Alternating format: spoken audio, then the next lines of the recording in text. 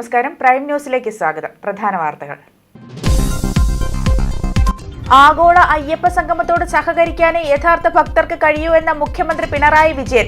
ജാതിമത വേർതിരിവുകളില്ലാത്ത മതാതീത ആത്മീയതയെ ഉദ്ഘോഷിക്കുന്ന ക്ഷേത്രമാണ് ശബരിമലയെന്നും മുഖ്യമന്ത്രി. ആഗോള അയ്യപ്പ സംഗമം പമ്പയിൽ നടന്നു.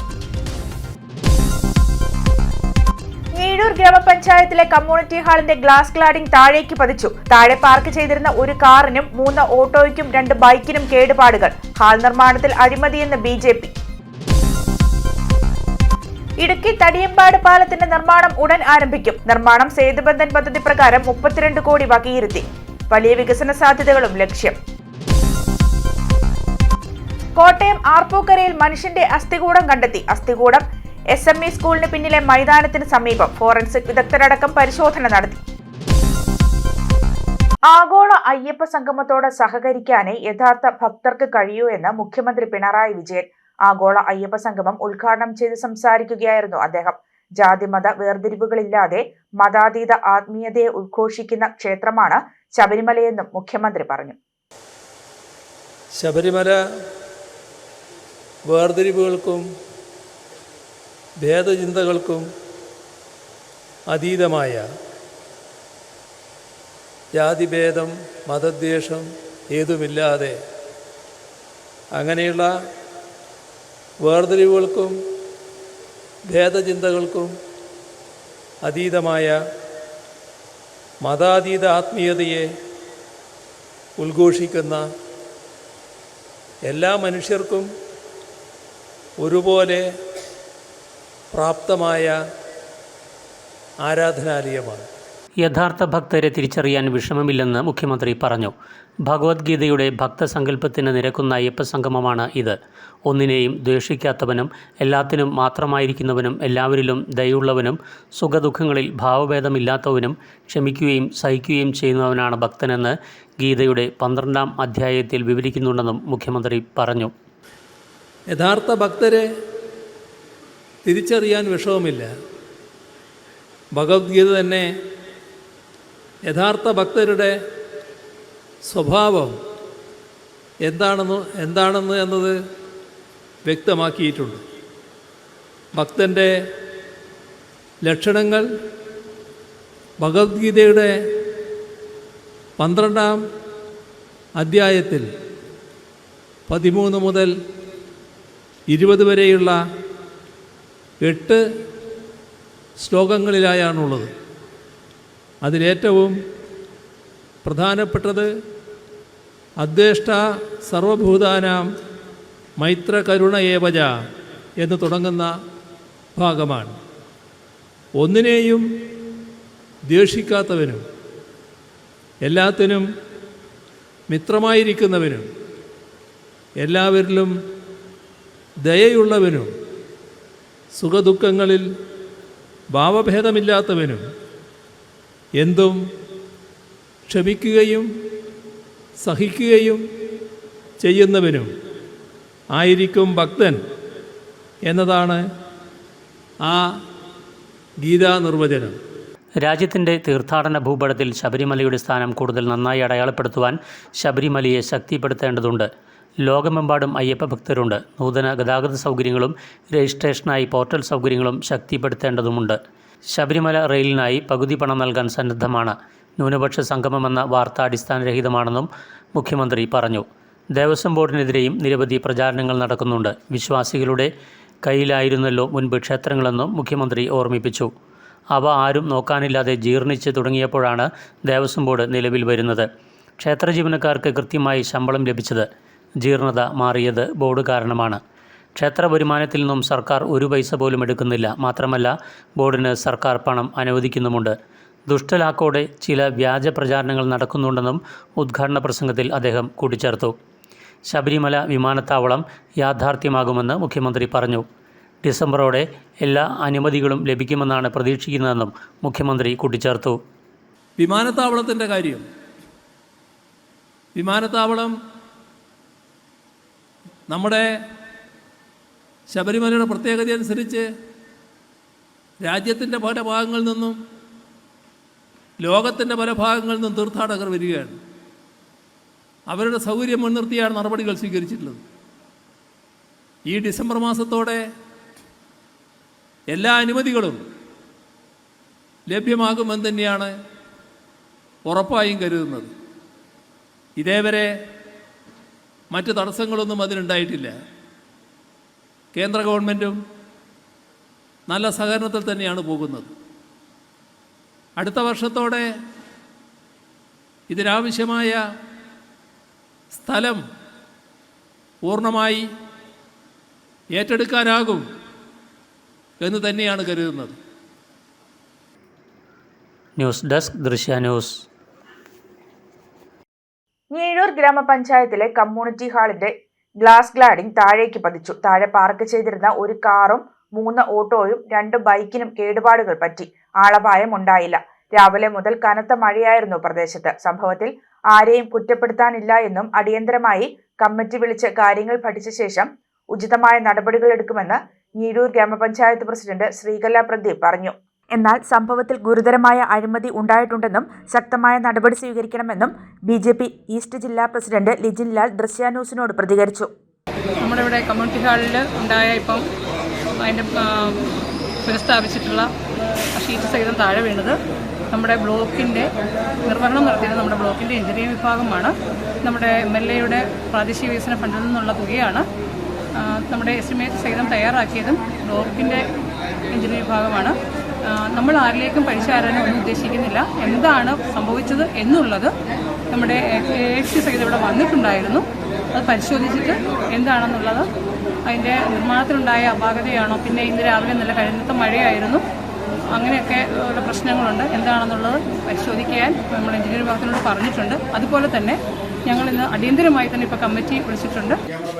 കഴിഞ്ഞ ഒരു മാസം മുമ്പ് പുതുക്കി പണിതു എന്ന് പറയുന്ന കമ്മ്യൂണിറ്റി ഹാളിൻ്റെ ഭാഗങ്ങളാണ് ഇടിഞ്ഞു ചാടി കിടക്കുന്നത്.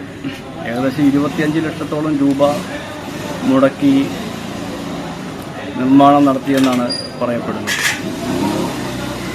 ചെറിയ ഒരു മഴയത്ത് അത് ഇടിഞ്ഞു ചാടാൻ പാകത്തിനുള്ള പ്രവർത്തനങ്ങളാണ് നടത്തിയതെങ്കിൽ അതിൻ്റെ പിന്നിൽ ഈ തെരഞ്ഞെടുപ്പ് വരാൻ പോകുന്ന ഈ ഒരു സാഹചര്യത്തിൽ ഇത്ര തിടുക്കപ്പെട്ട് ഇങ്ങനെ ഒരു പ്രവർത്തനം നടത്തി അതിലൂടെ ഒരു ഭരണ സംവിധാനത്തിന് എന്ത് ലാഭമുണ്ടാക്കാൻ വേണ്ടിയായിരുന്നു എന്നുള്ളത് പറയാൻ ഭരണസമിതി തയ്യാറാകും. കേവലം ഉദ്യോഗസ്ഥരുടെ തലയിൽ ഇപ്പോൾ ഈ പഴി മുഴുവനിട്ട് തലയൂരാൻ വേണ്ടിയിട്ടുള്ള ശ്രമമാണ് 2 മുന്നണികളുടെ. കാരണം ഇത് MLAയുടെ ഫണ്ട് ഉപയോഗിച്ചാണ് പണിതതെന്ന് പറയുന്നത് കൊണ്ട് UDFിൻ്റെ ഭാഗത്തു നിന്നും LDFിൻ്റെ ഭാഗത്തു നിന്നും പല രീതിയിലുള്ള മറുപടികളാണ് വന്നുകൊണ്ടിരിക്കുന്നത്. ഒരു കെടുകാര്യസ്ഥതയായിട്ടാണ് ഞങ്ങൾ മനസ്സിലാക്കുന്നത്. കാരണം അത് താങ്കൾക്ക് കാണാൻ അവിടെ ഉണ്ടാക്കി വെച്ചിരിക്കുന്നത് എങ്ങനെയാണ്, ഇതിനകത്തൊരു 4 കാലെങ്കിലും കുഴിച്ചു വെച്ചിരുന്നെന്നുണ്ടെങ്കിൽ താഴെ പോകും. ഇത്രമാത്രം വിവരമില്ലാത്ത എഞ്ചിനീയർമാരാണോ ചെയ്തു വെച്ചിരിക്കുന്നത്? ഈ 25 ലക്ഷം രൂപ മുടക്കിയെങ്കിൽ അവർ എന്ത് ചെയ്തു? ഇത്രയും സാധനം ഇതിൻ്റെ അകത്താരെങ്കിലും ഉണ്ടായിരുന്നുണ്ടെങ്കിൽ എന്ത് ചെയ്തു?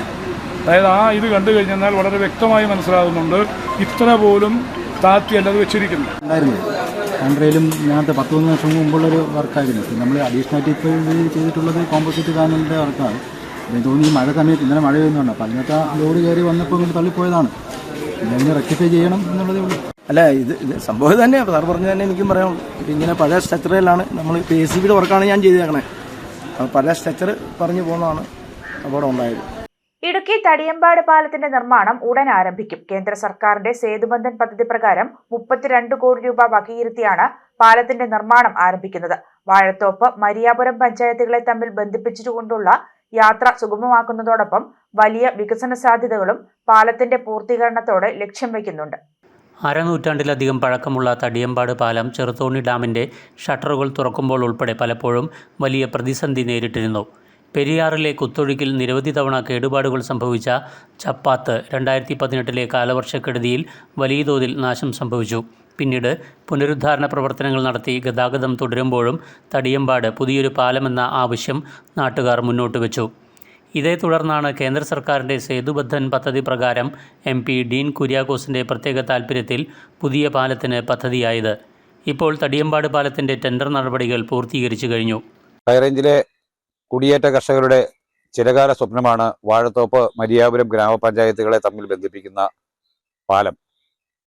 ബഹുമാനപ്പെട്ട ഇടുക്കി MP ശ്രീ ഡീൻ കുര്യാക്കോസ് വളരെ ശ്രമകരമായ പ്രവർത്തനങ്ങളിലൂടെയാണ് സേതുബന്ധം പദ്ധതിയിൽപ്പെടുത്തി ഈ പാലത്തിൻ്റെ നിർമ്മാണ പ്രവർത്തനങ്ങൾ ആരംഭിക്കുന്നതിനുള്ള ക്രമീകരണങ്ങൾ ചെയ്തിരിക്കുന്നത്.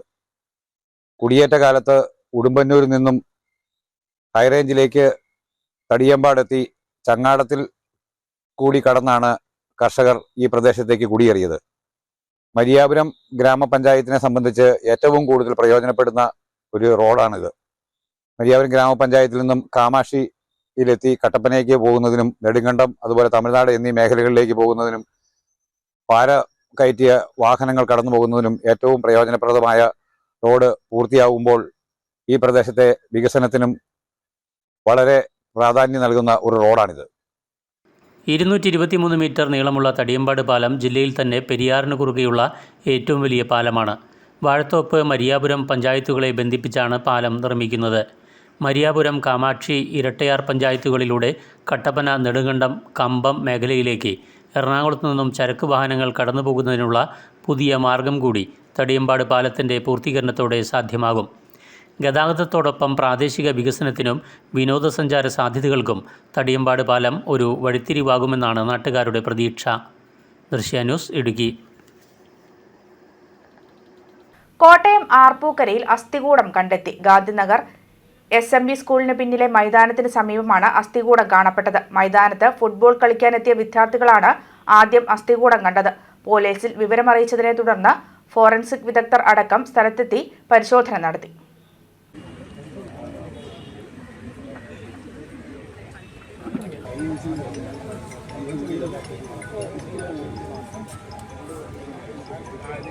ഒന്നര വയസ്സുള്ള കുഞ്ഞുമായി തെങ്ങിൻ തടികൾ കൂട്ടിക്കെട്ടിയ പാലം കടക്കവേ അമ്മയുടെ കാൽ തടികൾക്കിടയിൽ കുടുങ്ങി. കുഞ്ഞ് ഒഴുക്കുള്ള തോട്ടിലേക്ക് വീണു. 150 മീറ്ററോളം ഒഴുകിപ്പോയ കുഞ്ഞിനെ തോട്ടിലേക്ക് എടുത്തു ചാടി 2 കർഷകർ രക്ഷപ്പെടുത്തി.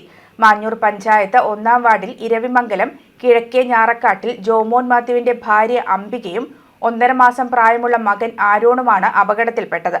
അംബികയുടെ കാൽ തടിക്കുള്ളിൽ കുടുങ്ങിയപ്പോൾ ബാലൻസ് തെറ്റി കയ്യിലിരുന്ന കുഞ്ഞ് തോട്ടിലേക്ക് വീഴുകയായിരുന്നു. അംബികയുടെ ഒച്ച കേട്ട് സമീപത്ത് പറമ്പിൽ കൃഷിപ്പണി ചെയ്തിരുന്ന കർഷകരായ തെക്കുംപുറത്ത് സലി, ഞാറേക്കോട്ടിൽ കോരയും ഓടിയെത്തി തോട്ടിലേക്ക് എടുത്തു ചാടി സെലി രക്ഷപ്പെടുത്തുകയായിരുന്നു. വ്യാഴാഴ്ച വൈകിട്ട് 5 മണിയോടെയായിരുന്നു സംഭവം. അമ്മയും കുഞ്ഞും മുട്ടുചെറിയിലെ സ്വകാര്യ ആശുപത്രിയിൽ ചികിത്സയിലാണ്. 15ഓളം കുടുംബങ്ങൾ പാർക്കുന്ന ഈ സ്ഥലത്ത് ഇപ്പോഴും തടിപ്പാലത്തെ ആശ്രയിച്ചാണ് ജനങ്ങൾ അക്കരെ ഇക്കരെ കടക്കുന്നത്. ഇവിടെ അടിയന്തരമായി പാലം വേണമെന്ന ആവശ്യം ശക്തമായിരിക്കുകയാണ്. ഉടൻ തന്നെ നടപടി സ്വീകരിക്കണമെന്ന് ഗ്രാമപഞ്ചായത്ത് മെമ്പർ ടോമി കാറുകുളം പറഞ്ഞു. ഞാൻ ഈ തോടിൻ്റെ എനിക്ക് കൃഷി പരിപാടിയാണ്. ഞാൻ ഈ തോടിൻ്റെ സൈഡിൽ അവിടെ പറമ്പിൽ കപ്പയ്ക്കകത്ത് കൃഷി ചെയ്തുകൊണ്ടിരിക്കുകയായിരുന്നു. വാഴയ്ക്ക് തലയെടുത്തുകൊണ്ടിരിക്കുകയായിരുന്നു. അപ്പോൾ പെട്ടെന്ന് ഒരൊച്ച കേട്ടി. കൊച്ചിൻ്റെ അമ്മ കിടന്ന് അലർന്ന് കേട്ടു. കൊച്ച് ഓട്ടിപ്പോയെന്നുണ്ട്. അപ്പോൾ പെട്ടെന്ന് തന്നെ ഞാൻ കയ്യാലെ ഇവിടെ നോക്കി, ചെറിയ കയ്യാലാണ്. അതുകൊണ്ട് പെട്ടെന്ന് ചാടി തോട്ടത്തിൻ്റെ സൈഡ് മൊത്തം ഇടിഞ്ഞ് കിടക്കുമായിരുന്നു. നമ്മുടെ തോട്ടിലോട്ട് പെട്ടെന്ന് ഇറങ്ങി. എൻ്റെ ഒരു അരയാൾ വെള്ളം ഉണ്ട് തോട്ടിൽ. അപ്പോൾ ഏകദേശം ഒരു 10-40 അടിയോളം ഈ കൊച്ച് ഒഴുകി വന്നു. തല കീഴായിട്ട് കൊച്ചിങ്ങനെ ഒഴുകി നല്ല തെളിഞ്ഞ വെള്ളമായിരുന്നുകൊണ്ടാണ് നമുക്ക് പെട്ടെന്ന് കാണാൻ പറ്റിയത്. ഈ കഴിഞ്ഞ ദിവസങ്ങളിലൊക്കെ ഭയങ്കര മഴയൊക്കെ ആയിരുന്നത് ഭയങ്കര കലക്കലായിരുന്നു. പെട്ടെന്ന് കൊച്ചിൻ്റെ ഒരു യോഗം എന്ന് പറഞ്ഞാൽ മതി. പെട്ടെന്ന് ഞാൻ ഇങ്ങനെ എടുത്ത് തലകീഴായി വന്ന പാട് തന്നെ തലകീഴായി തന്നെ കൊച്ചിനെ പിടിച്ച് പെട്ടെന്ന് തട്ടി. അപ്പം മറ്റു ആൾക്കാരൊക്കെ എന്നോട് പറഞ്ഞു ഇങ്ങനെ തലകീഴായിട്ട് പുറത്ത് തട്ടി. വെള്ളം കാര്യമായിട്ട് കുടിച്ചിട്ടില്ലെന്ന് തോന്നുന്നു. പെട്ടെന്ന് തന്നെ ഇന്ന് കരയ്ക്ക് കയറ്റി നമ്മുടെ കൂട്ടുകാരനെറ്റിലോട്ട് കൊച്ചിനെ കൊടുത്ത് പെട്ടെന്ന് തന്നെ വേറെ ഹോസ്പിറ്റലിലോട്ട് എത്തിക്കുമായിരുന്നു. പെട്ടെന്ന് അവിടെ പാലം ഇല്ലാത്തതാണ് വലിയൊരു പ്രശ്നം. വർഷങ്ങളായിട്ട് ഒരു പ്രദേശവാസികൾ എല്ലാ ഗ്രാമസഭയിലും ഇങ്ങനെ പാലം വേണമെന്ന് ആവശ്യപ്പെടാറുണ്ട്. 10-15 വീട്ടുകാർ ഉപയോഗിക്കുന്നൊരു പാലം. എൻ്റെ വീട്ടിലേക്ക് കുറുപ്പന്തറ വീട്ടിലേക്ക് വരുമായിരുന്നു. ഇപ്പോൾ പാലത്തെ കയറിയപ്പോൾ പാലത്തിൻ്റെ തടി ഒടുക്കി പോയി പലക. ഇപ്പോൾ കുഞ്ഞു വെള്ളത്തിൽ നിന്ന് കൈന്ന് താഴെ പോയി. അപ്പോൾ മോടെ പാലത്തിൻ്റെ തടിയുടെ ഇടയ്ക്കായിപ്പോയി കാല്. പിന്നെ സലികുമാറും ജോബി സേവറും അവിടെ പറമ്പിൽ പണിയുന്നുണ്ടായിരുന്നു. അവർ ഓടി വന്ന് എടുത്തു.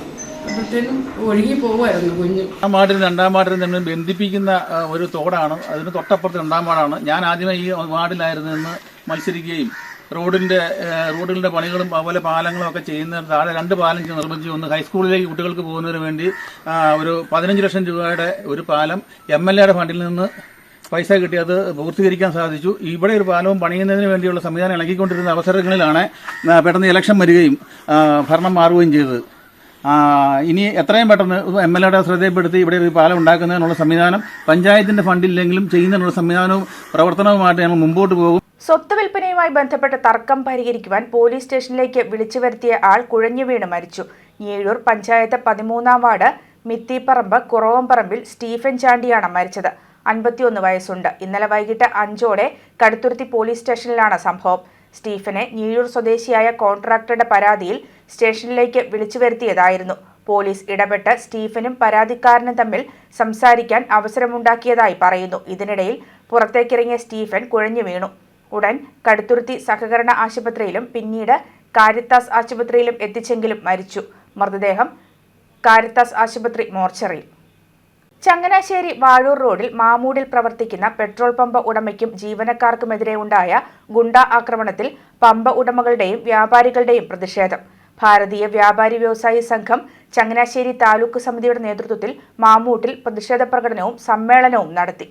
ഭാരതീയ വ്യാപാരി വ്യവസായി സംഘം ചങ്ങനാശ്ശേരി താലൂക്ക് വൈസ് പ്രസിഡന്റ് ദിലീപിന്റെ ഉടമസ്ഥതയിൽ മാമൂട്ടിൽ പ്രവർത്തിക്കുന്ന Bharat petroleum company limited pump ആക്രമിക്കുകയും ദിലീപിനെയും ജീവനക്കാരെയും മർദ്ദിക്കുകയും ചെയ്ത സാമൂഹിക വിരുദ്ധ മയക്കുമരുന്ന് മാഫിയയുടെ നടപടിയിൽ പ്രതിഷേധിച്ചും പമ്പുടമകൾ ഉൾപ്പെടെ വ്യാപാരി വ്യവസായികൾക്ക് സമാധാനമായി ജോലി ചെയ്യുവാൻ സാഹചര്യം ഉറപ്പാക്കണമെന്ന് ആവശ്യപ്പെട്ടുകൊണ്ടുമാണ് ഭാരതീയ വ്യാപാരി വ്യവസായി സംഘം താലൂക്ക് സമിതിയുടെ നേതൃത്വത്തിൽ പ്രതിഷേധ പ്രകടനവും സമ്മേളനവും നടത്തിയത്. ആക്രമണമുണ്ടായ പമ്പിൽ നിന്നും ആരംഭിച്ച പ്രകടനത്തിൽ താലൂക്കിലെ പമ്പുടമകൾ ഉൾപ്പെടെ നിരവധി വ്യാപാരി വ്യവസായികൾ പങ്കെടുത്തു. താലൂക്ക് പ്രസിഡന്റ് അധ്യക്ഷ ഭാഷണം നടത്തും.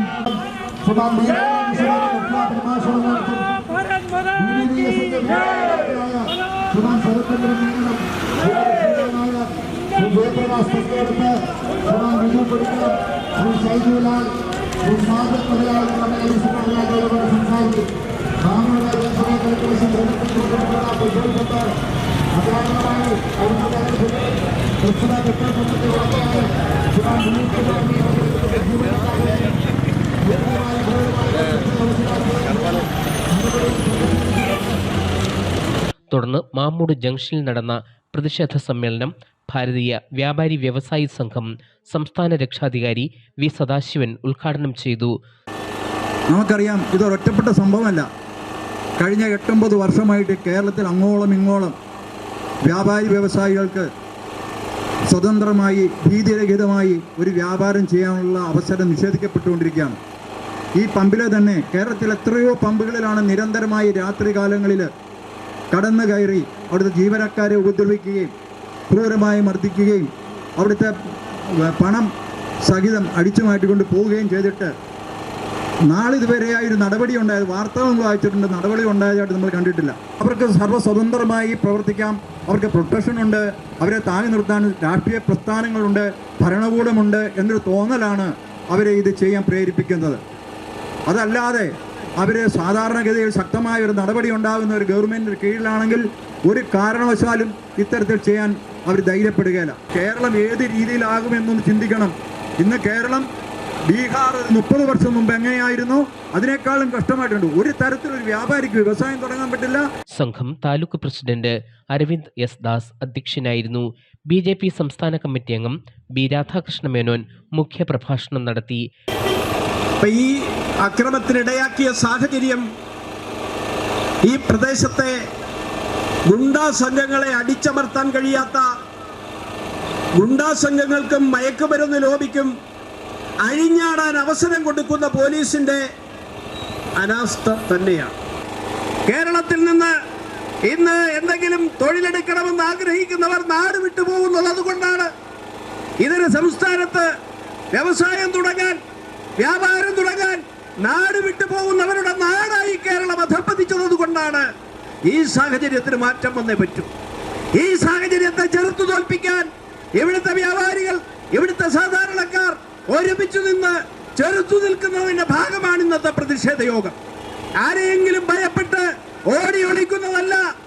ഈ നാട്ടിൽ ജീവിക്കാൻ അവകാശമുള്ള സമൂഹത്തിന്റെ ആ ജീവിക്കാനുള്ള അവകാശം, അവർക്ക് തൊഴിലെടുക്കാനുള്ള അവകാശം, ആ അവകാശം സ്ഥാപിച്ചെടുക്കാൻ വേണ്ടി അടരാടുന്നതിന്റെ ഭാഗമാണ് ഇന്നിവിടെ നടക്കുന്ന ഈ പ്രതിഷേധം.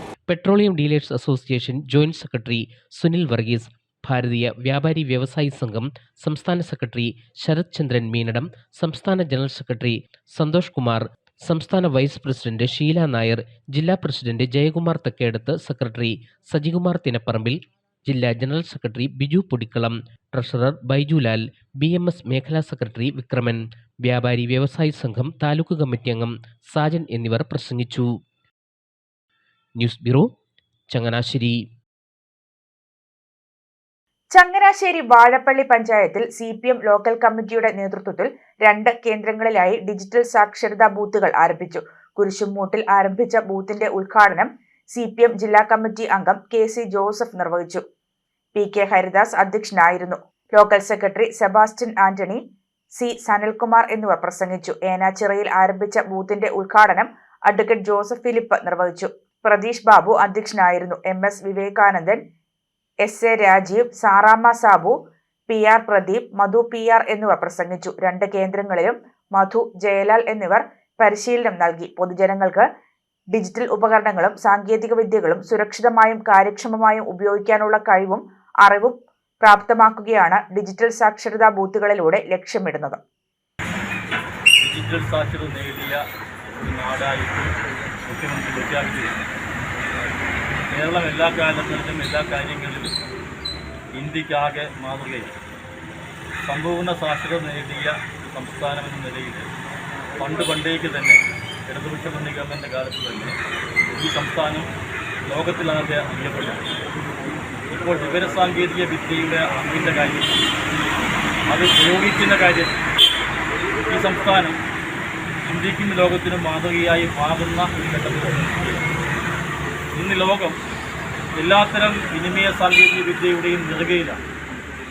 ആ സാങ്കേതിക വിദ്യയുടെ എല്ലാ അംശങ്ങളെയും സ്വാംശീകരിക്കുവാനും അറിയുവാനും ഉപയോഗിക്കുവാനും ഇന്ത്യയിലെയും പ്രത്യേകിച്ച് കേരളത്തിലെ സാധാരണക്കാരായ ജനങ്ങളെ പ്രാപ്തരാക്കുന്ന വലിയൊരു വിഭജന പ്രസ്ഥാനത്തിനാണ് സംസ്ഥാന ഗവൺമെൻറ്റും ഗവൺമെൻറ്റിൻ്റെ ഭാഗമായിട്ടുള്ള പഞ്ചായത്ത് മുനിസിപ്പൽ വകുപ്പും ശ്രമിച്ചിട്ടുള്ളത്.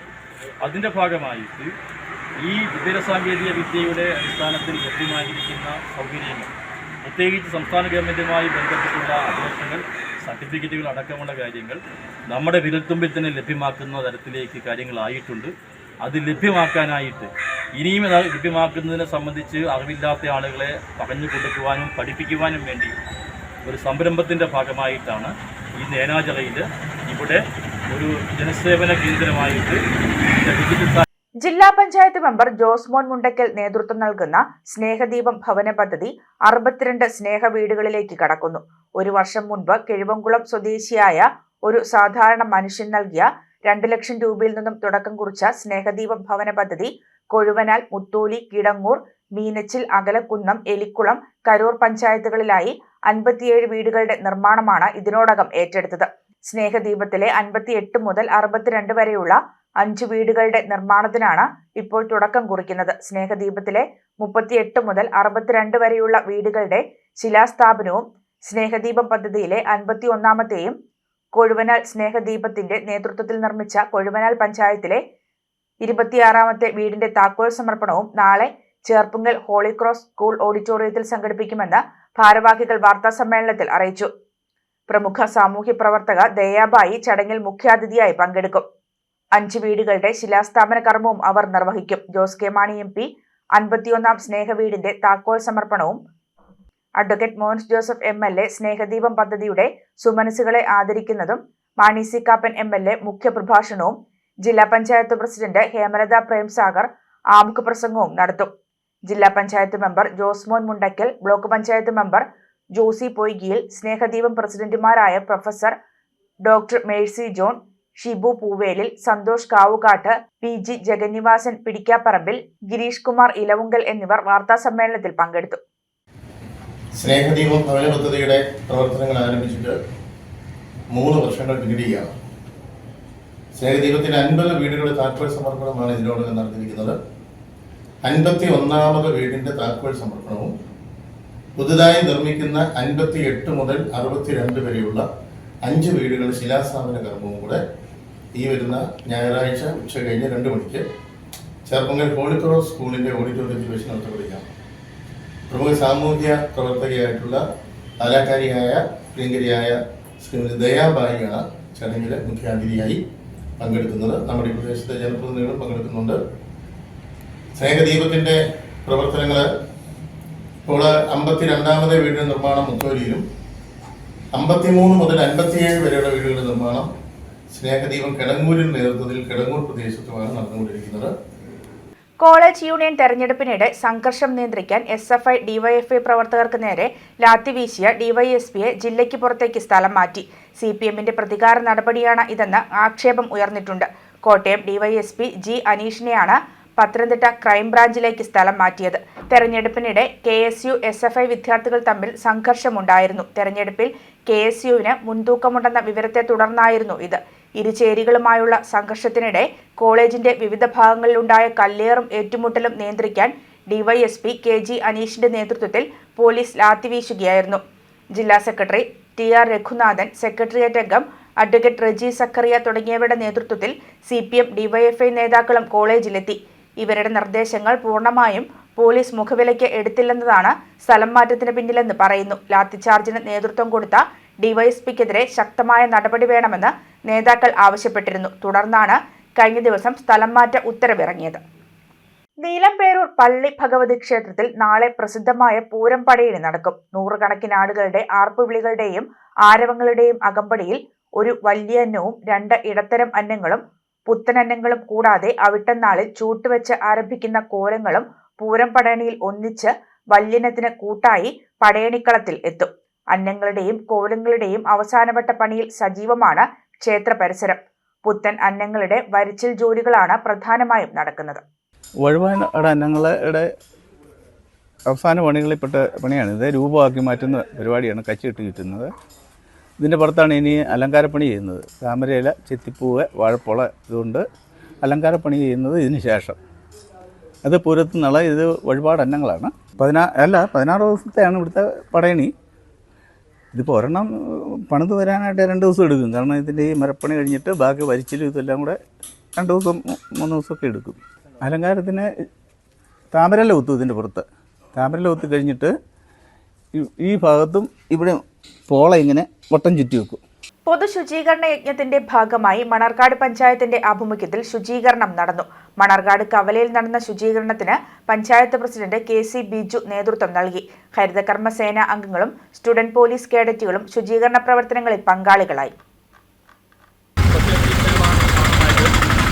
സെപ്റ്റംബർ മാസം 17 മുതൽ ഒക്ടോബർ 2 വരെ ഇന്ത്യ ഒട്ടിച്ച് ക്ലീനിങ് പ്രോഗ്രാം നടക്കുകയാണ്. നമ്മുടെ പൊതുവിടങ്ങളും പൊതു കവലകളും ഒക്കെ ഏറ്റവും മാലിന്യരഹിതമാക്കി മാറ്റുന്നതിൻ്റെ ഭാഗമായിട്ടാണ് ഹരിതകർമ്മസേനയുടെയും SPCയുടെയും വിദ്യാർത്ഥികളുടെ എല്ലാം സഹകരണത്തോടെ ഗ്രാമപഞ്ചായത്ത് ഇതുപോലുള്ള ക്ലീനിങ് പ്രോഗ്രാം നടത്തുന്നത്. ഇന്ന് മണർകാട് കവല ക്ലീനിങ് പ്രോഗ്രാമാണ്. ഈ ഒരാഴ്ച നീണ്ടു നിൽക്കുന്ന സമയങ്ങളിൽ ഒരാഴ്ച ഒരു വാരാഘോഷമായിട്ട് തന്നെ നമ്മൾ നടത്താറുണ്ട്. പഞ്ചായത്ത് പുറം പ്രദേശങ്ങളും മാലിന്യരഹിതമാക്കുന്ന പ്രവർത്തനമാണ് പഞ്ചായത്ത് നടത്തിക്കൊണ്ടിരിക്കുന്നത്. ഇതിനെല്ലാ പൊതുജനങ്ങളുടെയും സഹായങ്ങൾ അഭ്യർത്ഥിക്കുക.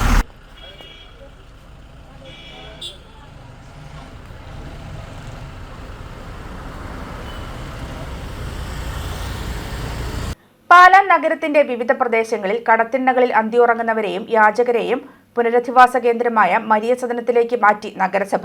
മുനിസിപ്പൽ ആരോഗ്യ വിഭാഗം ജീവനക്കാരുടെ നേതൃത്വത്തിലാണ് വിവിധ പ്രദേശങ്ങളിൽ അന്തിയുറങ്ങിയിരുന്നവരെ നീക്കം ചെയ്തത്. ഇന്നലെ രാത്രി 8 മണിയോടെ ആരംഭിച്ച പരിശോധനയിൽ 1.5 മണിക്കൂർ കൊണ്ട് 14 പേരെ മാറ്റി. പാലാ കുരിശുപള്ളിക്കവല, ഓപ്പൺ സ്റ്റേജ്, പഴയ stand, Kottaramattam bus stand, Thekkekara, നഗരത്തിലെ മറ്റ് വ്യാപാര സ്ഥാപനങ്ങളുടെ സ്ഥലങ്ങൾ എന്നിവ കേന്ദ്രീകരിച്ച് തമ്പടിച്ചിരുന്നവരെയാണ് നഗരസഭ പിടികൂടിയത്. നഗരസഭാ ചെയർമാൻ തോമസ് പീറ്റർ, വികസനകാര്യ standing committee chairman Savio Kavukatt, ആരോഗ്യ standing committee chairman Jose Cheeramkuzhy എന്നിവരുടെ നേതൃത്വത്തിലായിരുന്നു നടപടികൾ. മരിയ സദനത്തിൽ പ്രവേശിക്കപ്പെട്ടിരിക്കുന്ന ഇവർക്ക് മരുന്നും ഭക്ഷണവും ലഭ്യമാകും. നഗരം യാചകമുക്ത മേഖലയാക്കുകയാണ് നഗരസഭ ലക്ഷ്യമിടുന്നതെന്ന് ചെയർമാൻ തോമസ് പീറ്റർ പറഞ്ഞു. പാലാ നഗരസഭയുടെ യാചക പുനരധിവാസ പദ്ധതി അനുസരിച്ച് പാലാ നഗരസഭയിൽ അലഞ്ഞു തിരിഞ്ഞ് ശല്യമുണ്ടാക്കുന്ന യാചകരെയൊക്കെ ഇവിടെ നിന്നും അവരെ കളക്ട് ചെയ്ത് മരിയ സദനത്തിൽ എത്തിക്കുകയും അവിടെ അവരെ അധിവസിപ്പിക്കുകയും ചെയ്യുന്ന ഒരു സമയമാണിത്. നമുക്ക് പലരുടെയും പരാതികൾ നമുക്ക് ലഭിച്ചിട്ടുണ്ട്. ഇന്നും പരാതികൾ ലഭിച്ചു. ഈ കുരിശുപള്ളി ഭാഗത്തും അതുപോലെ തന്നെ മറ്റ് സമീപ ഭാഗത്തും ഒക്കെ യാചകർ മദ്യപിച്ചിട്ട് ഒക്കെ മറ്റേ വഴിയാത്രക്കാർക്കും അതുപോലെ തന്നെ ഇതിലെ കുരിശുപള്ളിയിൽ വരുന്ന ആൾക്കാർക്കും ഒക്കെ ശല്യം ഉണ്ടാക്കുക എന്ന ധാരാളം പരാതികൾ ഞങ്ങൾക്ക് ലഭിക്കുന്നുണ്ട്. അതുകൊണ്ട് ഇവരെ ഇവിടെ നിന്നും കൊണ്ടുപോയി വളരെ കരുതലോടെയാണ് ഞങ്ങൾ കൊണ്ടുപോകുന്നത്. ഒരു ദോഷവും അവർക്ക് വരാത്ത രീതിയിൽ കൊണ്ടുപോയി മരീസദനത്തിൽ ഏൽപ്പിക്കുകയും അങ്ങനെ മരീസദനം അവരെ ശുശ്രൂഷിക്കുകയും പരിപാലിക്കുകയും ചെയ്യും. അവരുമായിട്ട് മുനിസിപ്പാലിറ്റി കോൺട്രാക്ട് വെച്ചിട്ടുണ്ട്. അതിന് ധനസഹായം മുനിസിപ്പാലിറ്റി അവർക്ക് ചെയ്യുന്നുമുണ്ട്. വാർത്തകൾ കഴിഞ്ഞു. നമസ്കാരം.